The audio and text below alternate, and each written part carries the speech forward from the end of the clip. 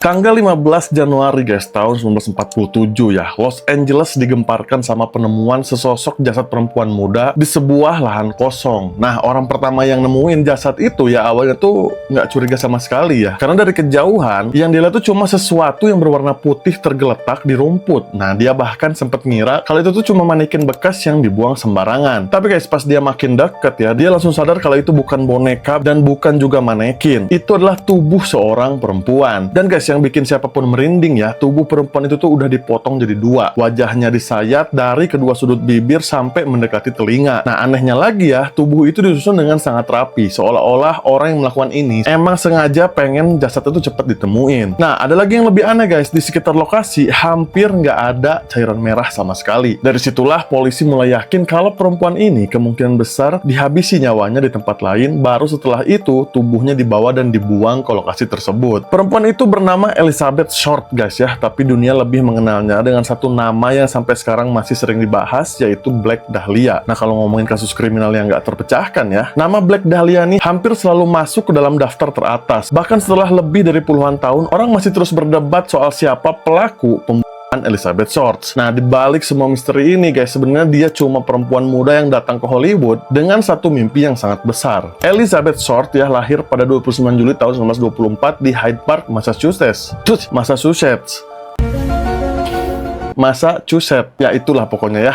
Masa kecilnya tuh nggak bisa dibilang bahagia guys. Waktu Amerika lagi dihantam depresi besar ya, ayahnya tuh ngalamin kebangkrutan. Nah, suatu hari mobil ayahnya ditemuin di dekat sebuah jembatan, tapi orang di dalamnya tuh menghilang gitu aja. Nah, selama bertahun-tahun keluarganya percaya kalau ayahnya Elizabeth ini bunuh diri. Nah, padahal guys, beberapa tahun kemudian baru diketahui ya kalau ayahnya tuh ternyata masih hidup dan sengaja meninggalkan keluarganya. Bisa kebayang nggak sih gimana beratnya hidup Ibu Elizabeth yang harus ngasuh atau membesarkan 5 anak sendirian. Belum selesai sampai di situ guys, Elizabeth tuh juga punya masalah kesehatan. Dia sering kena bronkitis dan juga asma. Karena itulah salah satu dokter nyaranin supaya setiap musim dingin dia tuh tinggal di California yang udaranya lebih hangat. Tapi guys, ternyata ya perjalanan ke California itu malah bikin Elizabeth ini jatuh cinta banget sama Hollywood. Dia mulai punya mimpi buat jadi aktris. Nah, mungkin buat kita sekarang kedengarannya biasa aja ya, tapi waktu itu ya guys, Hollywood itu tempat yang dianggap bisa mengubah seseorang dalam semalam aja. Nah, banyak anak muda juga yang datang ke sana dengan harapan suatu hari nanti wajah mereka muncul di layar lebar. Elizabeth juga sama kayak gitu guys, punya harapan yang sama ya. Sayangnya kenyataan nggak seindah yang dia bayangin. Setelah dewasa, Elizabeth tuh bener-bener pindah ke California. Tapi guys, hidupnya jauh dari kata mewah. Dia sering pindah-pindah tempat, numpang di rumah temen, kerja serabutan, dan berusaha bertahan hidup sebisa mungkin. Orang-orang yang kenal sama Elizabeth tuh bilang kalau Elizabeth tuh cantik ya, rambutnya hitam pekat, kulitnya putih, dan dia emang sering make pakaian yang berwarna gelap atau hitam. Elizabeth juga cukup mudah akrab ya sama orang baru, jadi nggak heran kalau selama tinggal di California dia kenal banyak pria. Tapi guys, hampir semua hubungannya nggak pernah ada yang bertahan lama. Ada yang bilang dia tuh terlalu berharap bisa menemukan pasangan yang mapan. Ada juga yang bilang sebenarnya Elizabeth cuma lagi mencari tempat buat ngerasa aman. Nah, sampai hari ini ya nggak ada yang benar-benar tahu mana yang paling mendekati kenyataannya. Yang jelas guys, hidup Elizabeth nggak pernah benar-benar stabil. Lalu guys, masuk ke awal Januari tahun 1947. Nah, inilah hari-hari terakhir yang diketahui ya tentang hidupnya Elizabeth. Saat itu dia berada di San Diego. Nah, di sana dia sempat ketemu sama seorang pria yang bernama Robert Red Manley. Nah, menurut pengakuan Manley ke polisi ya, tanggal 9 Januari dia nganter Elizabeth menuju Los Angeles. Tapi akhirnya mereka berpisah pas udah nyampe di Hotel Biltmore. Nah, ini bagian yang penting ya guys, karena Hotel Biltmore ini adalah tempat terakhir Elizabeth terlihat masih hidup. Beberapa saksi juga bilang guys, mereka sempat ngelihat Elizabeth tuh menggunakan telepon di lobi hotel. Ada juga yang ngaku ngelihat si Elizabeth ini berbicara dengan seorang pria. Tapi guys, masalahnya nggak ada yang tahu siapa pria itu. Dan setelah malam tersebut, Elizabeth tuh udah ngilang aja gitu. 6 hari kemudian nggak ada kabar, nggak ada yang tahu dia kemana. Sampai akhirnya di tanggal 15 Januari, jasadnya ditemukan di lahan kosong tadi. Nah, pas polisi datang ke lokasi, mereka tuh langsung sadar kalau ini bukan pembunuhan biasa. Tubuh Elizabeth dipotong dengan sangat rapi, tepat di bagian pinggang. Potongannya bersih banget. Bahkan beberapa penyidik menduga ya pelakunya tuh kemungkinan punya pengetahuan tentang anatomi atau dunia medis. Terus ada fakta lain juga yang nggak kalah aneh guys. Tubuh Elizabeth ternyata udah dibersihin dulu sebelum dibuang. Jadi bukan cuma dipindahin dari lokasi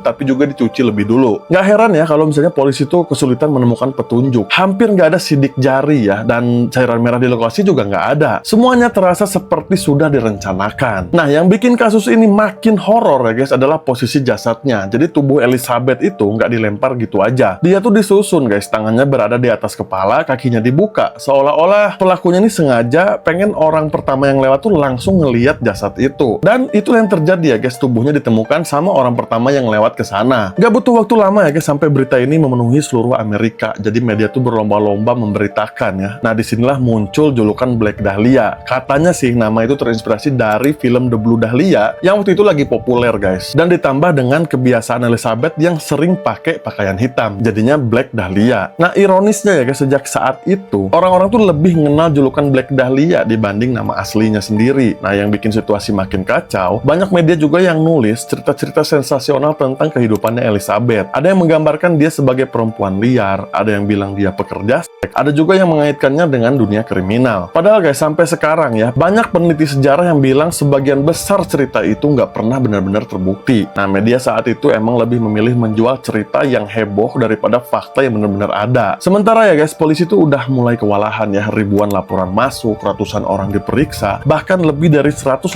orang ngaku sebagai pembunuh Elizabeth. Ini aneh ya. Tapi guys, ternyata ya sebagian besar mereka-mereka ini cuma cari perhatian aja. Nah, di tengah penyelidikan yang makin rumit, tiba-tiba kantor surat kabar tuh nerima sebuah paket misterius. Isinya bikin polisi langsung bergerak. Karena di dalam paket itu ada akta kelahiran Elizabeth, kartu identitas, buku alamat, foto-foto, dan beberapa barang pribadinya Elizabeth. Tapi semua barang itu udah dibersihin pakai bensin guys. Yang artinya orang yang ngirim paket ini sadar bener ya kalau sidik jari itu bisa menjadi bukti. Dan yang bikin merinding, pengirim surat itu menandatangani ya pesannya dengan nama Black Dahlia Avengers. Polisi yakin guys kemungkinan besar paket itu dikirim oleh pelakunya sendiri. Tapi lagi-lagi mereka nggak pernah berhasil membuktikan siapa orang di balik surat tersebut. Seiring berjalannya waktu, nama-nama tersangka terus bermunculan guys. Mulai dari mantan pacar, tentara, dokter, sampai pembunuh berantai. Tapi guys, ada satu nama ya yang paling sering dibahas, yaitu George Hodel. Dia adalah seorang dokter di Los Angeles. Dan menariknya ya, orang yang paling yakin kalau George Hodel adalah justru anaknya sendiri guys, Steve Hodel, yang merupakan mantan detektif kepolisian. Nah, Steve ini menghabiskan waktu bertahun-tahun meneliti kasus ini ya, dan menurutnya ada banyak petunjuk yang mengarah ke ayahnya. Bahkan ya guys, rumah si George Hodel pernah disadap polisi. Dalam salah satu rekaman terdengar kalimat yang sampai sekarang masih sering diperdebatkan. Kurang lebih guys, isinya kayak gini.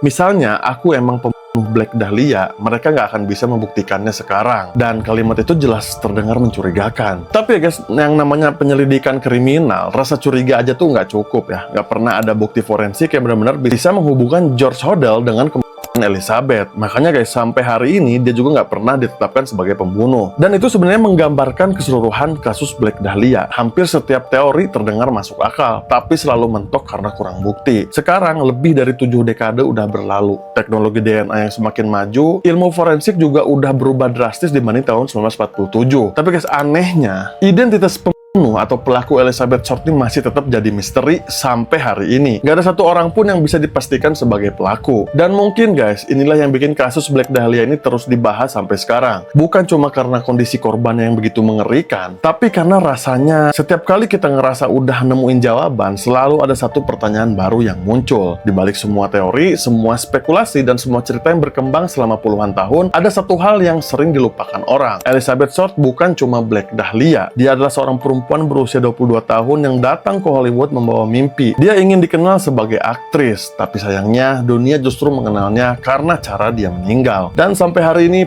penuh yang mengakhiri hidup Elizabeth Short masih belum berhasil ditemukan.